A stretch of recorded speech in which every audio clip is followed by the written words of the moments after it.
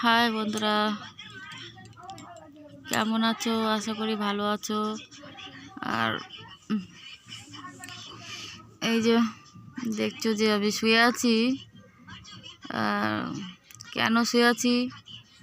কাজ থেকে এসে শরীরটা আর ভালো লাগছে না আমার। মানে কি, সেই সরস্বতী পুজো গেল আজকে 1 সপ্তাহের উপরে। তখন থেকে জ্বর, প্রতিদিনই জ্বরটা হচ্ছে। লেপ কাটা মুড়ি দিয়ে কাজ থেকে এসেই মানে মনে হচ্ছে যে আর লাগছে না, শরীরটা এত অসুস্থ না। মানে কাজ করি ঠিকই, কিন্তু শরীরের যে কষ্টটা সেটা ভিতরে থেকেই যায়, কাকে বলবো। আর সব বাড়ির কাজ, ওখানে সকালবেলা উঠে রান্না বান্না, পুজো দেওয়া, সংসারের যত কাজ থাকে সবই করে তারপরে যাই। আর সকালে চান করা হয়, ওইখানে সারাদিন জল ঘাটা হয়। তো বাড়িতে এসেও আবার জল ঘাটা হয়, রান্না বান্না আছে। এখন আর শরীর আর চলছেই না। আজকে শুয়ে পড়েছি, কি করব। আমি শুধু ভাবছি, যদি আমি মরে যাই তাহলে আমার মা আবার কি হবে। একদিন ভাবতাম ছেলেগুলো ছোট আছে, আমি মরে গেলে ওদের কে দেখবে। এখন আর ছেলেপুলের কথা ভাবি না, এখন শুধু মা বাবার কথা ভাবি। মা বাবাকে কে দেখবে জানি না, ওদের কেউ নেই আমি ছাড়া।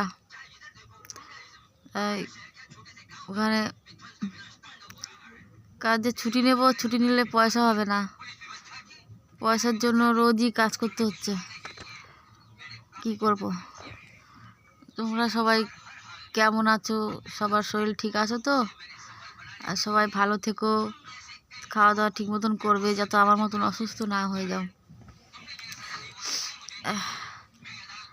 আর এত ঠান্ডা লেগেছে, কি বলবো। গলা ফলা ব্যথা, গলা ফলা ব্যথা, প্রচুর ব্যথা। আর হচ্ছে নিঃশ্বাস নিতে কষ্ট হচ্ছে প্রচুর। শরীর খারাপ হলো যে রেস্ট নেবো, তা হবে না, কাজ করতে হবে।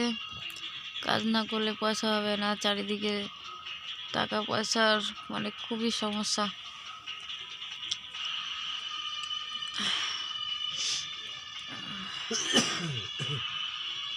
এখন এই ওয়েদারটা চেঞ্জ হচ্ছে, ঠান্ডাটাও প্রচুর আছে না।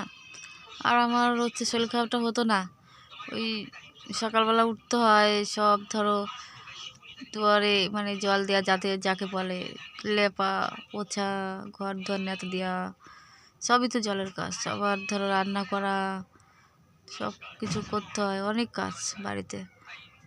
অনেক ভোরবেলা উঠতে হয়, উঠে যে কে করবে, আমার তো কেউ করার নেই, আমাকেই করতে হবে। শরীর খারাপ হলেও করতে হবে, না হলেও করতে হবে। একটা সময় মনে হয় যে মানে আর মনে হয় বেশি দিন বাঁচবো না, এরকম মনে হচ্ছে। মরে গেলে তো মরেই যাব, সারা জীবন তো আর বেঁচে থাকতে পারবো না। সারা জীবন বেঁচে থাকতে পারবো না, একদিন তো মরতেই হবে। মরণ আসলে কেউ ঠেকাতে পারবে না, কখন যে মরণ আসবে।